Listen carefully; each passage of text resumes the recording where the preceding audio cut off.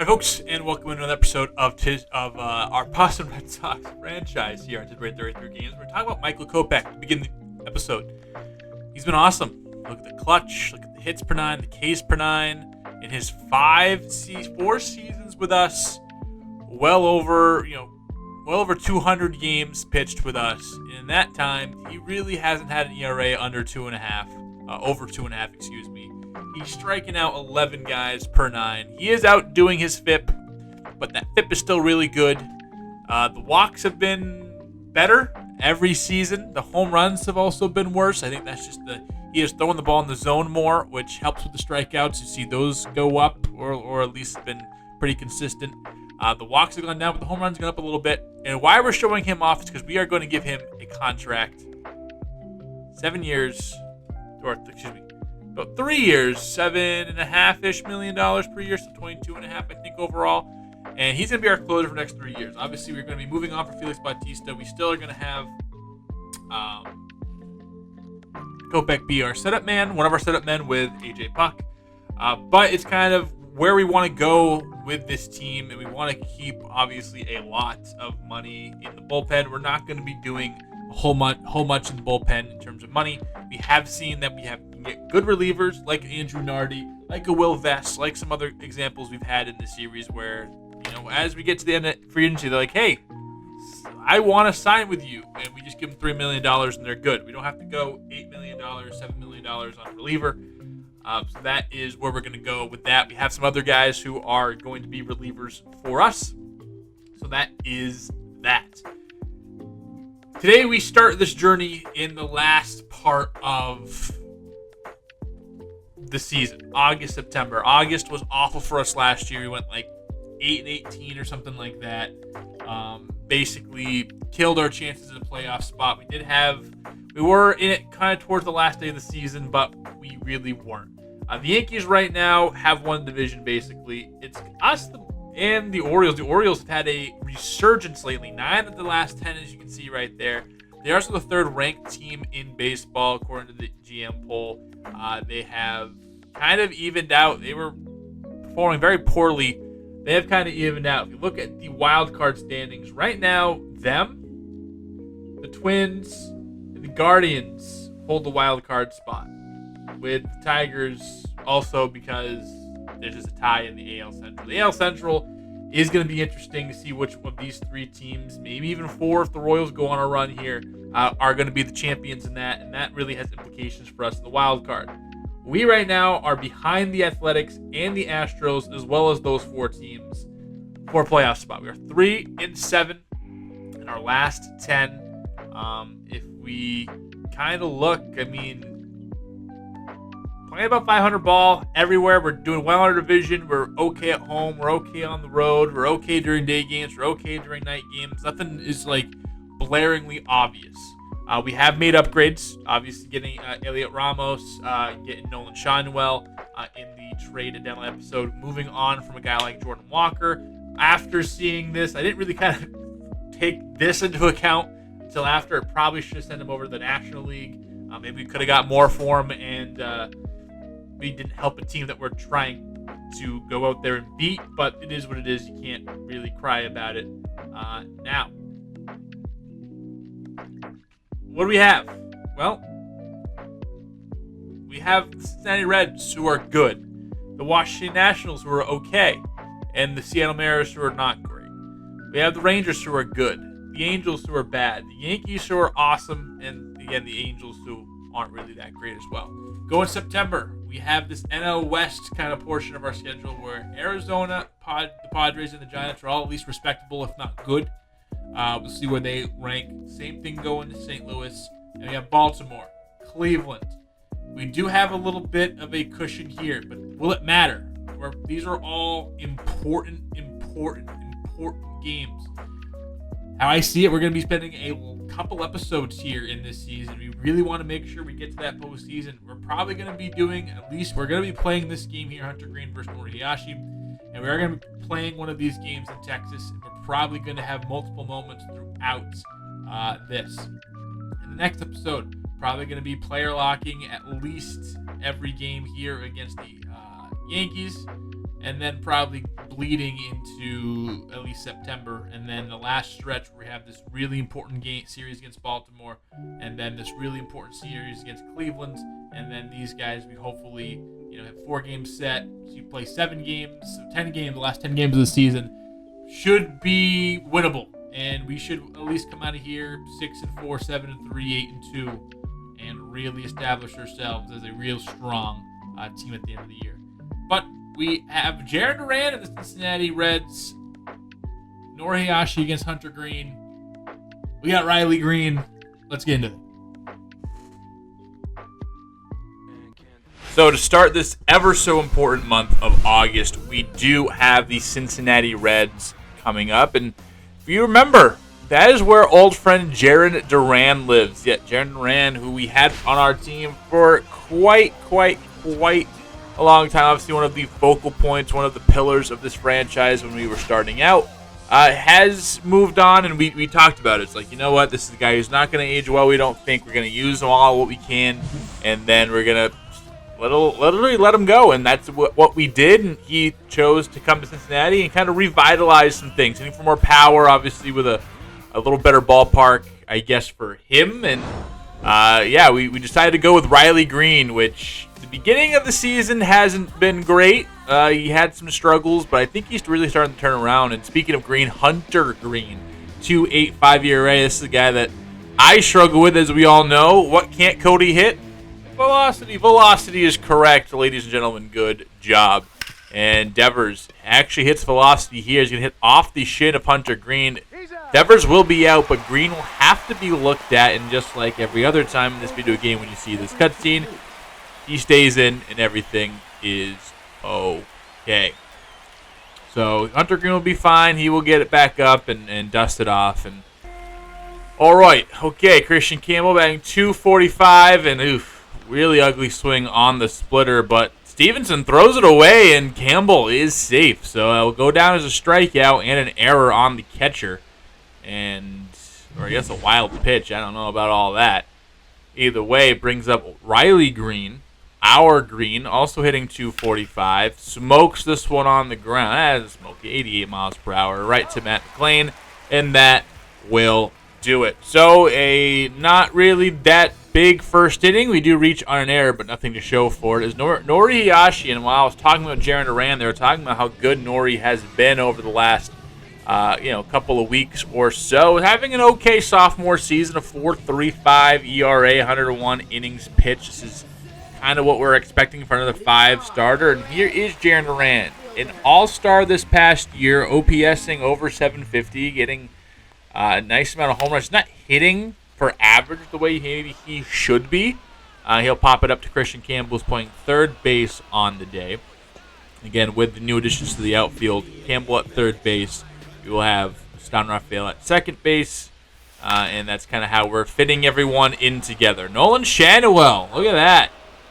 Getting down and dirty, picking up the ground ball, and a good defensive play races to the bag and gets De La Cruz out. And that will do it for, not De La Cruz, it should be Ellie De La Cruz leads off the second inning, and it's a dive by Marcelo Meyer. And you saw that shield change from silver to bronze, which means Marcelo Meyer is a little bit dinged up. And now how we're going to do this is Alex Bregman's going to come into the game. He's going to get shifted to third base, even though it says shortstop on your screen. Campbell is going to go back to second, and Ceddanne Rafaela will play shortstop for us today. After a steal of second base, Ellie De La Cruz sitting on second base. Again, one of the greatest base stealers we have in the game. Ramos is going to track it down after the strikeout of Matt McLean, and we'll keep Ellie stranded on second base. So Ellie turns an infield single into a double, as he does so often, but we keep him stranded there at second base. Ashton Fuqua is going to lead us off in the third inning, and he connects.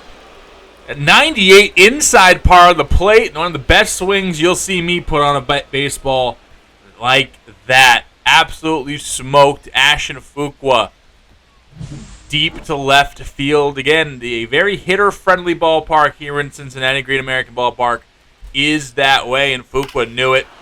Ditched the bat, 395 feet, 101 off the bat. Great job. Puts us up ahead by 1. Dalton Varsho, he's going looking on the cutter.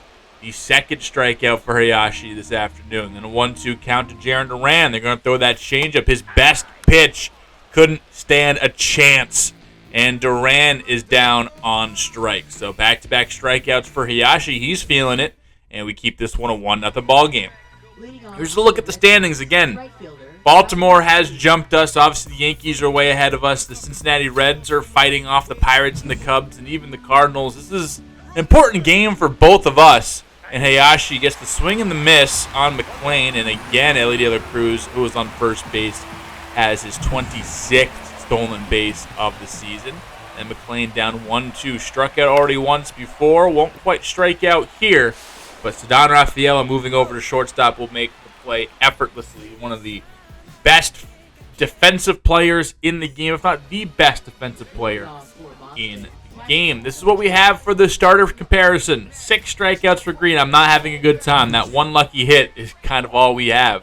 And then Bregman says, nah, not just one. Let's get 2. Fastball, middle. The heat turns on. And even with, it looks like Fuqua running, he is going to score all the way from first base. Yes, he will. Just in ahead of the tag. It's Alex Bregman, RBI double, his 7th. Not having a good year. He's been benched for a bit. But coming in a pinch, or, in a pinch, I guess. Not a pinch hit situation, but in a pinch. And actually knocking Hunter Green out of the game. We have been making him work. It seemed like that pitch count was high. He was striking us out. He was kind of doing what he needed to do. Only 2 big base hits. But we were able to drive that pitch count up and chase him before we even finished the 5th inning, which is awesome. Joelle Payamps, the girl that we kept dumping and getting back with in 2020? Heim Bloom's favorite holla back girl. He walks Rafael Devers, which sets up Christian Campbell for a big base knock. And he's going to get it. Perfect fastball on the lower third. Sends it out to right center field. Devers on his horse. He's going to test the arm of the infield. De La Cruz, again, a missile from him, but definitely not as close as the Fuqua play earlier. And Christian Campbell is 25th double. That's the big difference between Campbell this year. A lot of the rate stats are a little bit higher, but the biggest difference is that extra base power. Home runs are in a similar spot, RBI in a similar spot, things of that nature, but he's just hitting the ball into the gap way more and producing way more on the slugging side of things, and it's a beautiful thing to see. So Christian Campbell in this 5th inning, making us lead by 4 now. Nolan Schanuel, he gets into one. This one's high, deep, going towards the wall. The lead. Oh, he brought it back. What is that, Lars Nootbaar out there in right field as Nolan Schanuel. What a welcome to Boston moment that would have been. Again, the first time we're playing with their new mid-season acquisitions. And Nootbaar, playa hatin'. Watch this. That's beautiful. That's beautiful by Lars Nootbaar. Gotta show it. Dalton Varsho, he is going to lead the 6th inning off with a single. So shout out Dalton Varsho.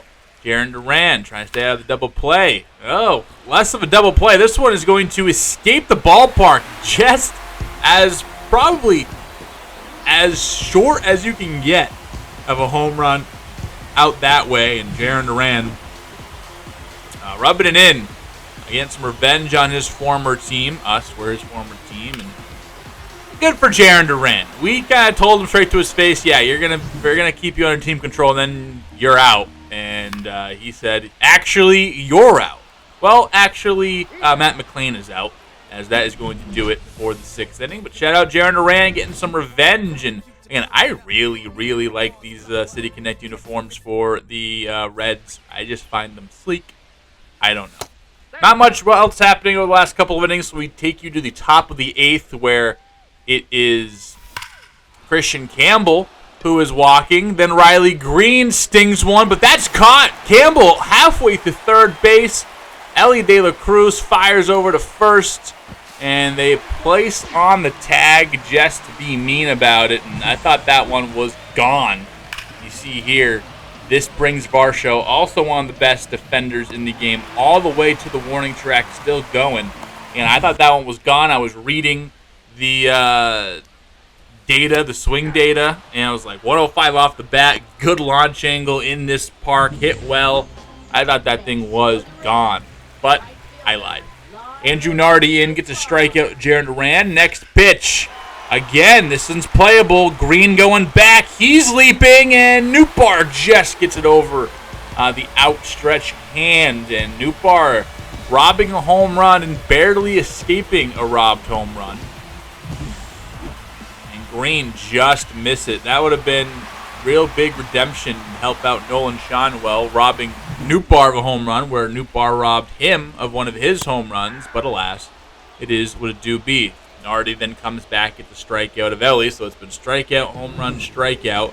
And we're going to pull Nardi because Matt McLain, while he's had a not the best game today, it's because he's been facing off against a righty, and I don't really want to get him going facing off against a lefty. He's had some of the best lefty numbers in the game, and there we go. Splitter gets him swinging over the top of it. So Lars Nootbaar makes it a one-run game, and we have more runs than we do hits today. And with 2 outs in the 9th, we add on another hit. Rafaela trying for third base, decides to put the brakes on very late, and will get back in there. I forgot Varsho has a wicked arm out there as well, so we're going to keep 2 on for Rafael Devers. Maybe some insurance here. That would be very nice. He skies this one high and deep, and a little bit in front of the warning track into right field to put it away. So we have just the 1-run lead. Let's see how the Reds respond. It's Lamont Wade, Tyler Stevenson, and then Edwin Arroyo coming on up. Bautista gets Wade to ground out to first base. 1 down in the 9th. And Stevenson, batting .216 this year. Can't catch up to 100 at the letters. A strikeout for Bautista. His second of his outing, and the 4-out save will be completed.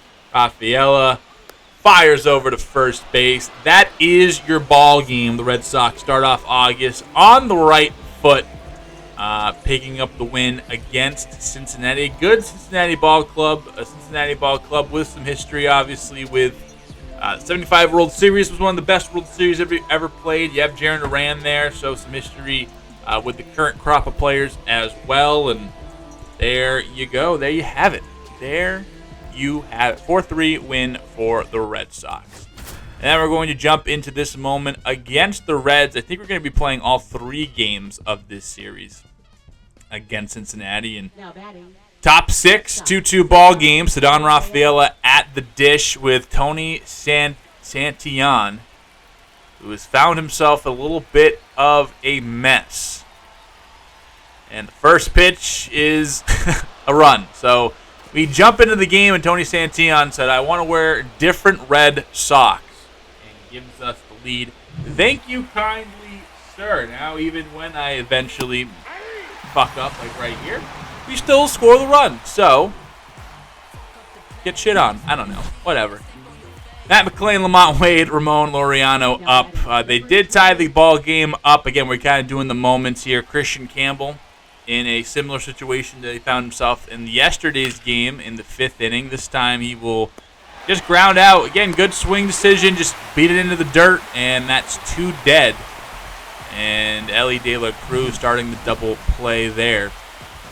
And all of a sudden we had a runner scoring position, no outs, and now we have runner on third, but 2 outs. So we need a hit by Green here against Eli Morgan, and we won't get it. A little late on the fastball. Weekly pops it up, and Ellie's speed. Anybody else, that's dangerous baseball, but with Ellie out there and Varsho both getting to it, I would have thought it would have been caught at some point. In the 10th now, still tied at 3, and we got Rafael Devers leading us off and into the dirt right to the pitcher, Edwin Diaz. And unfortunately, an unproductive out here in extra innings. Christian Campbell. He's going to swing at the fastball high. I probably hit my desk when that thing went by me. I hate swinging at those high pitches. And then for Riley Green, they are going to turn to Robert Stevenson. Actually, in real life, played, had some moments for the Reds, converted to a closer, really jumped up his value, closing games for the Reds, and I think like the Pirates and stuff like that. Then ended up going to the Angels. But back in Cincinnati, and he gets the job done. So we do not score. We don't even move the runner up to third base, which sucks. And then we're going to bring in Felix Bautista again, and he has been absolutely dynamite. And with 2 outs in the inning, Varsho staring at it. End of the 10th, we keep the base runners where they're at. No runs, and we go into the 11th, a classic forming here in the, Queen? No, that's Charlotte. Cincinnati something. Are they the Queen City? I think Charlotte's the Queen City. I don't know. Shout out Cincinnati, Ohio. Never been. I don't know if I'll ever go, but who knows. Elliot Ramos, his first big moment with the Red Sox, as doesn't quite drive in the go-ahead run, but does put them on the corners. And shout out Elliot Ramos. Just to remind you, we did trade for the guy. Nolan Shanwell, just don't strike out. You're 4 for 4. Oh, sick. The first Cody at bat? Yeah, strikeout. That sucks. Sets up a double play. Roman Anthony 2 for 4 on the day, having a very, very, very poor season. And he flies this one the other way. Is this going to be deep enough? We're going to send the runner home. Riley Green is in there. And a sacrifice fly and an RBI for Roman Anthony puts us up in the 11th. Fuqua, 1-2 count. Robert Stevenson trying to get out of it, just giving up 1 run. And he will. Stung, 102 off the bat. Just couldn't quite hook it around Duran, who still has that game-changing speed. And really, it's changed the game there. Good reaction and good closing speed to get to the baseball. Matt McClain, strikeout. See you later, punk. We are 2 outs away. Again, we're really riding Bautista. Pause, I guess. Splitter, just absolutely filthy. Ain't nobody touching that. Third strikeout of what will be his second inning. 3-1 count for Ramon Laureano. This is heading towards the corner. Oh, that's going to touch down. And we're going to see the replay here, how close it was. And unfortunately, we play on. These are the worst games. Again, I'm not good at the game. I don't know how you have watched 52 episodes of this. Again, I appreciate you, but this is awful. This is bad. Whatever. And these games haunt me where it's like, finally I can get out of this game. I've been sitting here for like 30 minutes. I have things to do. I want to play another full game here. And then these games just go on forever. We do end up getting the strikeout, but again, get to the top of the 12th now. And swing and miss, can't move the runner over. And yep, I'm frustrated, you're frustrated, we're frustrated together. And then Conley early. And Nick Madrigal, is he going to win it? Riley Green, all he can do is give it a dive. And the Cincinnati Reds win. Well, that was bullshit. That sucked. But hey, it is what it do be. Can't win them all. But you'd like to win a couple. You definitely would like to win a few. In Cincinnati, they even the series up at 1 apiece. So now for the rubber match. We are back here in Great American Ballpark. No. Are they the Great American Ballpark? What's the ballpark? It's not Great American Ballpark. No, that's American Family Ballpark. So it is the Great American Ballpark. I lied. Carlos Narvaez, the captain. Wish he was as good in real life as he is in the ball game. But he plays just like it. Cedar Rafaela scores all the way from second base, and we are tied here in the 7th. Big clutch at bat from El Capitan. Carlos Narvaez. The Narv, baby. The Narv. And Nolan Shanwell trying to put a bow on this one. And he will. Middle, circle change, mistake pitch. And oh boy, did he not miss. 408 deep into left center or right center field. Nolan Shanwell puts us up by 3 runs, and that might be all we need. Yeah, drop the bat. What a sexy motherfucker. And looks like we will come away with the W. So we do win the series against Cincinnati. Nolan Schanuel, a big home run after Carlos Narvaez helped tie the ball game. 4 runs in that 7th inning, and that's all we needed. That 7th inning was the reason Bautista, out for a 3rd straight night, picked up the save. Very nice.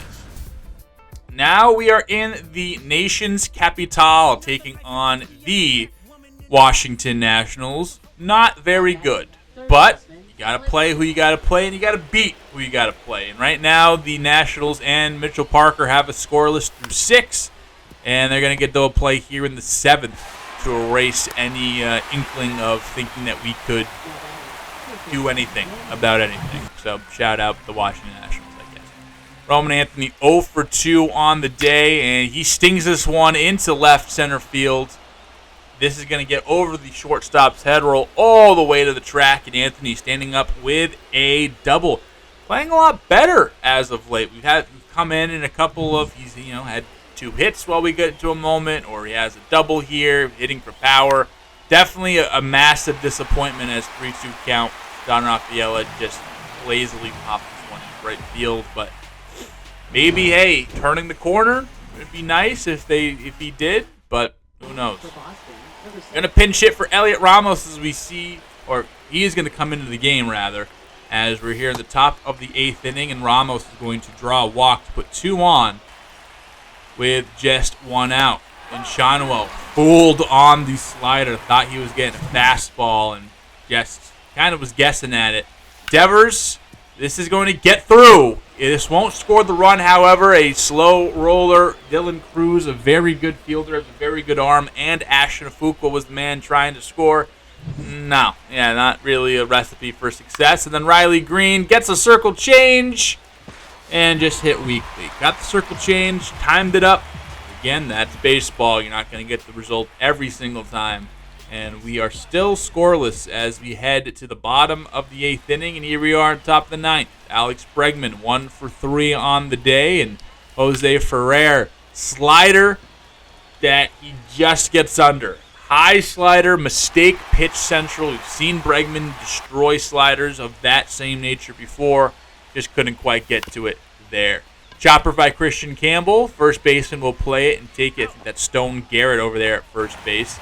And then Don Rafaela, you are our only hope. And that sucks that you are our only hope. And that is thrown out to left field. James Woods' big ass gets out there to secure it. And it's a 1-0 shutout victory for the Washington Nationals, which should never happen, I don't think, ever in the history of saying that sentence. But who knows? Whatever. Back in Washington for another moment against the Nationals, and we have an opportunity to jump ahead here. Really jump ahead. And Riley Green, 1 swing of the bat, tie this ball game up or even take the lead. Can he do it? Yes, he can. This one will dump in front of Jacob Young in center field. And Riley Green, clap it up, boys. Clap it up. That's why we pay the man. Riley Green, fired up. I'm fired up. You at home, you're fired. You made a noise. You went, yes. And your mom said, what? And you're like, nothing. It's all right. That's what happened. I know that's what happened. Christian Campbell, can you keep the good times rolling, sir? No, I am in an eternal pit of sadness. Thank you so much for doing that to me. Either way, we do tie this ball game up. Now it's going to make me frustrated when we go into the 14th inning. I'm still 3-3. I'm going to hate that, won't I? Bottom of the 8th, though. Robert Hassel III, one of the pieces in the Juan Soto trade. He's going to swing and miss at a cutter. Center cut. Couldn't have asked for a better pitch to absolutely clobber. And Michael Kopech, future closer of the Boston Red Sox, is going to get out of the jam. Big strikeout by Kopech there. Back to back. And we get out of it. Love to see it. Kopech, he is fired up as he should be. Keeps the bases loaded. Fuqua in. Runner taken off. Strike called. So Don Rafaela is in there safely. Okay. His 11th stolen base of the season. Now, Fuqua, all you guys do is just sauce one somewhere, and he swings and misses. Okay, that's not very nice. We do bring in Nolan Schanuel, though. He has been absolutely on fire since getting over to Boston, and that continues here. We're going to take the lead here in the 9th inning thanks to Nolan Schanuel. A little dribbler up the middle. Well, he hit it like 90-something miles per hour, so I wouldn't quite call it a dribbler, but just smoked it right up the middle. No one able to get to it, and easily scoring from second base, and that's a big stolen base from Rafaela. We're then going to bring in Roman Anthony. Again, doing a little bit better as of late. Would love to see him be better more consistently. This is going to go through the left side, so a good decision. Hit that one 108. Jesus Christ, this kid is good. And again, just signed an extension in real life. No person happier on planet Earth than moi. Runners are off. Devers scoats it into left field. That will allow Schanuel to score. And now we have a little bit of insurance here. So when the Nationals ultimately pull some bullshit out of their ass in the 9th inning, we're not going to be the saddest people on the planet. But Schanuel off on the 3-2 count. Was hit perfect, and exactly what we needed because he wasn't scoring if he wasn't running. Green, Chopper, and Garrett is there. 91 off the bat. He's able to corral it and end the rally there. So it's going to be Luis Rengifo, Nasim Nunez, and James Wood. And we're going to give AJ Puck the chance. I think he just matches up better against the batters who are coming in right now, and also he has the ability to do so. And then also we have been really, really aggressive with Felix Bautista. We do need to give him a rest at some point. Nasim Nunez pops it up into right field, and Green is there. So that's 2 gone after Green makes the catch, and what's-his-face struck out to begin the inning, and then James Wood. Can I help you, sir? Nope. Just looking. Ooh, gruff ending to this one. And we pick up a big win here. Great job by the Bats coming along. Gavin Stone's going to not pick up the win, but was our starter today. And the series is tied 1-1 after that. 5-3 win for the Red Sox. Tristan Costas is officially back from injury, and we're doing some juicy switches. You see right here, Roman Anthony just hasn't been able to get it going this year. 109 games, 17 doubles, 9 home runs. OPS about the same as when he got demoted after a month 2 years ago. Definitely a far cry from what we've seen from him this year. The WAR is a -1 point. He's a -2.5 player. The strikeouts are way too high. The walks aren't where they need to be. Just hasn't had that year. And you thought, okay, after last year, boom, we're going to get this huge progression. He's going to vault himself into one of the best young players in the league. Still believe in it. I still think you see this talent. You see the numbers, and they shouldn't be as bad as what he's producing, but that's just what it is. We have been winning. Right now, I'll show the calendar right before we go into this final game against Texas. We're going for the sweep against the Texas Rangers, a very good team.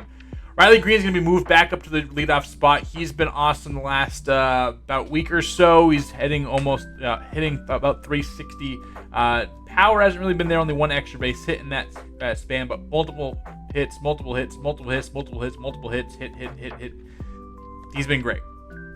Devers, he's going to move to third base. He's going to play the field. This year, how many innings does he have in the field? None. Last year, played about 313.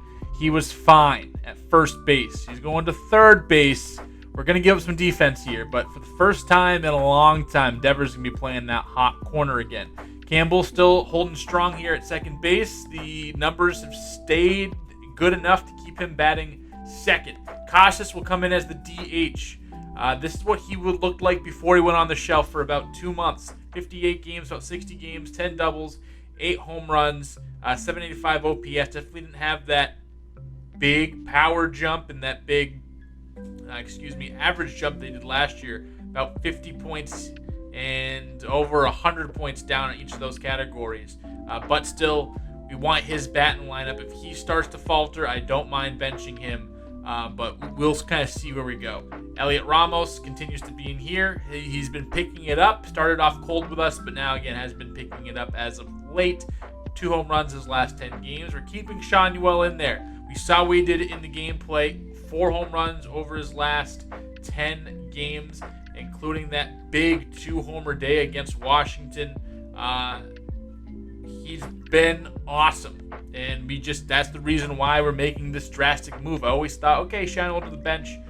Probably we sign him for 1 year and then move on from him because we do have Casas. We do believe in Casas. They're very similar type players, and we have Casas under control the next couple of years. Fuqua, Marcelo Meyer, who has been leading off for us. He's been a little bit since returning back from injury, so we're going to move him down the lineup again with Ceddanne Rafaela back in center field, where those fielding stats go a lot longer for us than having him in the infield. That's the Yankees. Against lefties, we're still going to have pretty much the same thing we've been doing. Green back up, Ramos, Devers, Castro, Casas is going to slide in 5th. Campbell, Sean will slide in 7th. Fuqua, it's Don Rafaela. All right, and again, just to kind of see where we've been, we see right here, we've been winning in this episode. We've seen a lot of these games. We did end up taking 2 out of 3 against Seattle. We didn't show any of that, and then we kind of just been beating Texas. I was fully expecting playing some of these moments, but we didn't get any moments. So let's go out for the outright sweep against Texas. It's Crochet, Gallen. We've seen this matchup before. And then let's give us a real good feeling in our chest as we have Angels, Yankees, Angels, Yankees here in the next episode. Now we're taking on the Texas Rangers. We're going for a big sweep over the Texas Rangers, and Tristan Casas is back, and with Tristan Casas being back, that's going to cause Roman Anthony to hit the bench like we just saw.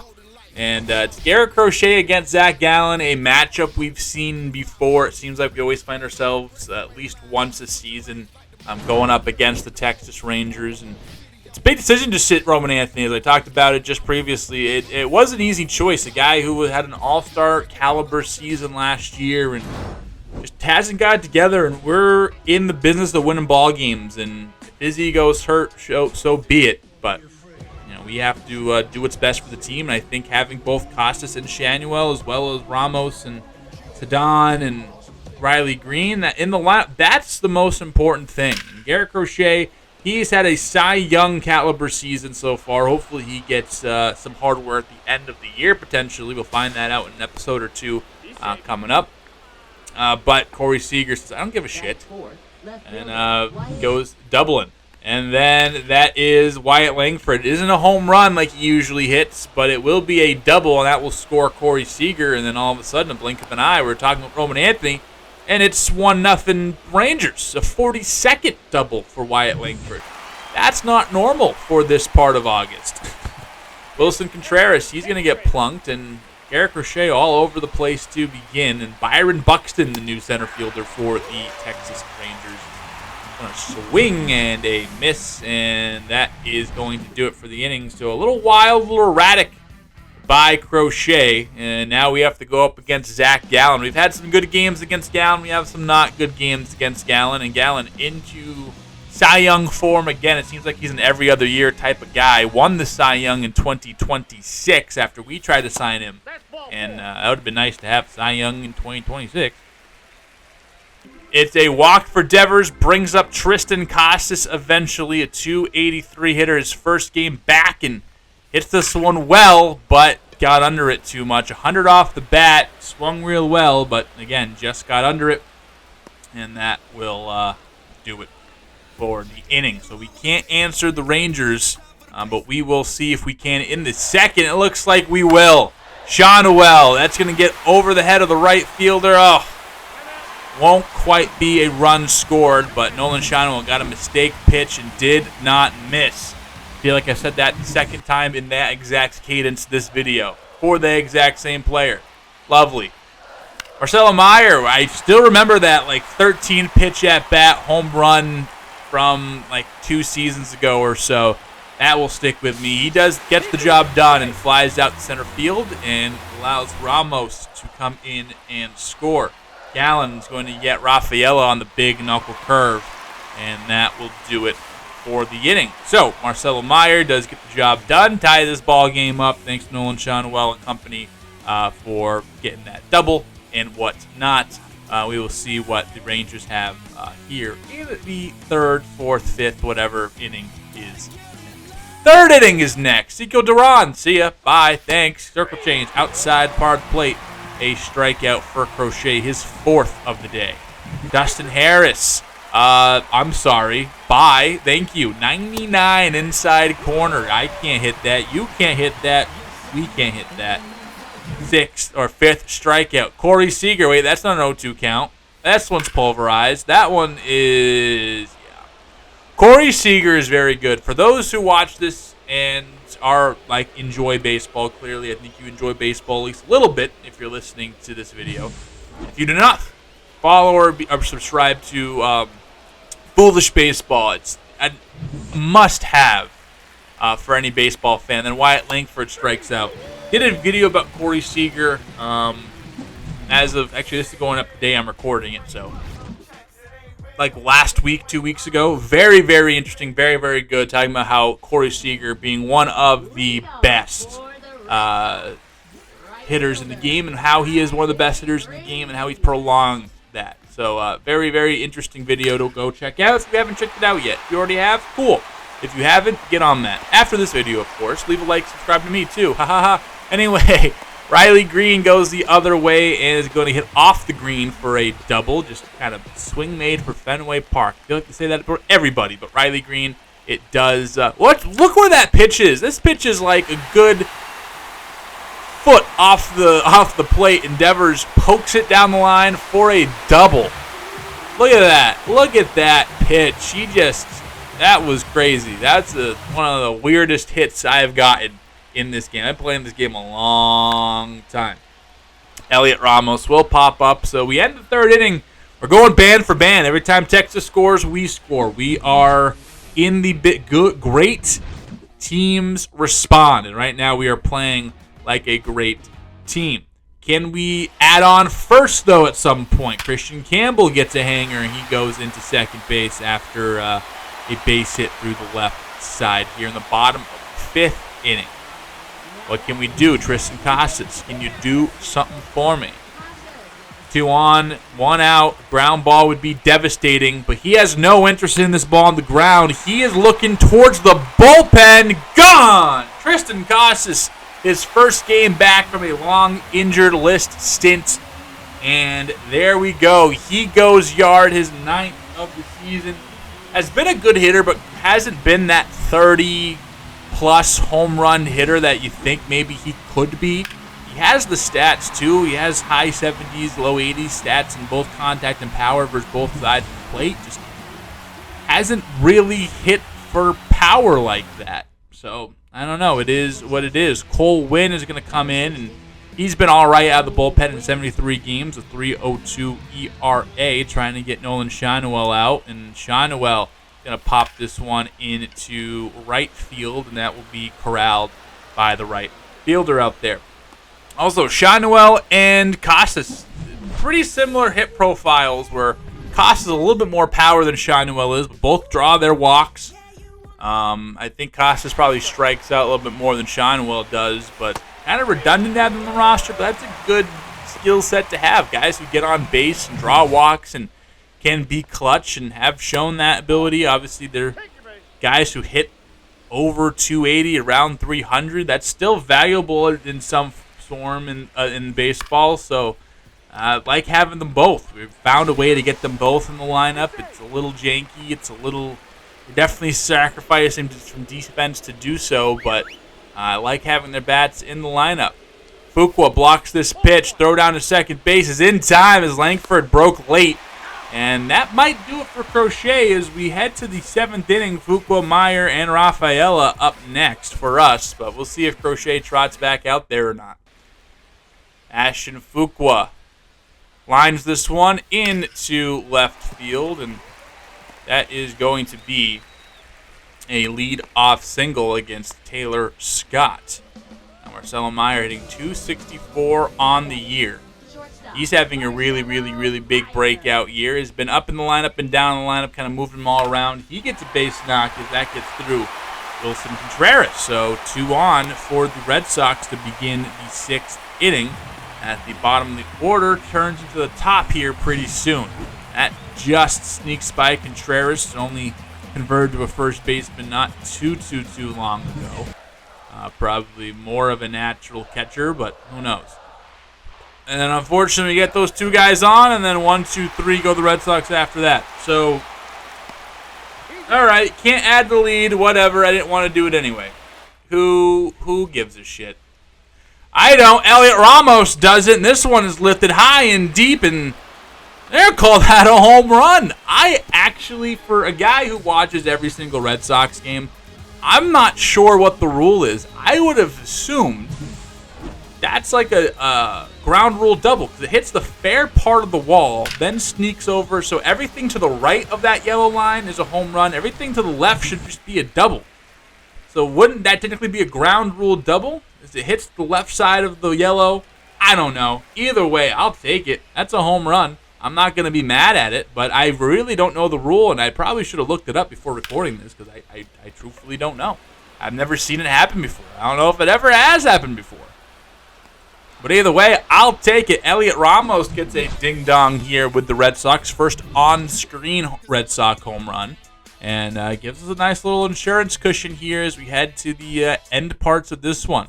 And we are going to bring in Felix Bautista. Again, still not sure whether I think the ending of Omar in The Wire was whack or whether it was perfect.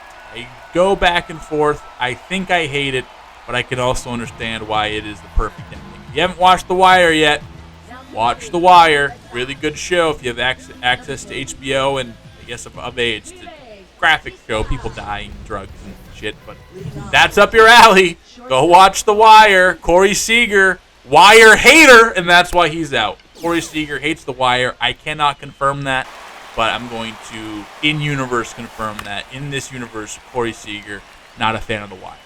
Wyatt Langford, though, he is hustling up the line. Like Avon Barksdale. Shout out The Wire. Are we going to make Wire references? Yeah, it's all right. He's done. Just like Reggie, they got him early. Shout out Michael B. Jordan. But hey, it's a big win against the Rangers. A 3 or 4 game sweep against Texas. Exactly what we needed. And it looks like August went off to a very, very fun start. So we played a lot in this episode. We did exactly what we need to do. Win ball games postseason on the horizon. So we do complete the sweep of the Rangers. We have won our last 5 in a row. If we go, let me sim through this day. We have some AA lineups to fix. Who gives a rat's?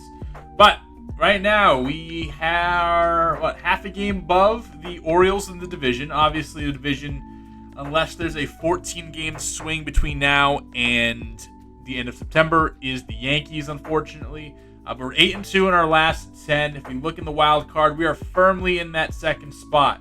We have jumped the Twins, the Athletics, the Tigers, the Royals, who are right behind us. They're there. The Astros sit just a half a game above us. But if you look at the rest of our schedule, like we said, we have the Angels, and we'll be playing player locking with Nolan Shinewell for these 7 games against the Angels, with Tristan Casas these 6 games against the Yankees. We'll see how... Oh, not wrong thing. We will be also doing Elliot Ramos here, and probably getting to at least this St. Louis, maybe simming some, and just kind of let it in the game take care of it. And then really see, again, Cleveland and Baltimore, the really 2 teams left that are near us, and we can directly see. Teams like Cleveland. They have Minnesota, who another team that we are going to be kind of fighting with. Between Minnesota, they play them at least at 6 games.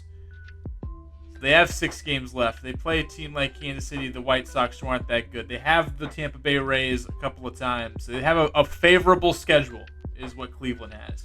A team like Detroit, who is starting to kind of lose it a little bit. They have a team like Miami, who's good. Houston, who's good. Texas, who's good. Colorado and Toronto aren't. They have the Yankees and Cleveland and Minnesota. That's a grueling kind of end here for the Tigers. Kansas City, a little bit farther out. Minnesota, they have Baltimore. They have Seattle, who's not that great, but has a better team. Oakland, the Vegas A's, who are there. Texas, Detroit, the A's again. Chicago, they have Houston right now. Kansas City a couple of times. Cleveland still. Houston, they have the Athletics. They have Minnesota, Baltimore, Detroit, all 3 teams who kind of in our range. So a lot of these teams are going to be beating up against each other. We kind of are in a spot where we played them already. Again, we only have 2 or 3 series left where we can really plant our flag. So we will see you next time. We'll be doing a lot of player lock, getting through the rest of August and most of September, and then we'll set up for a big finale on the following episode. So if you're liking this series, make sure to subscribe. Make sure to like the video. Comment. Do we think we make it this year? We didn't make it last year. Right now, we're having a much better August than we did last season. 2029 has to be a good year for us. I think it could be. We will see you next time here on Tisbury 33 Games.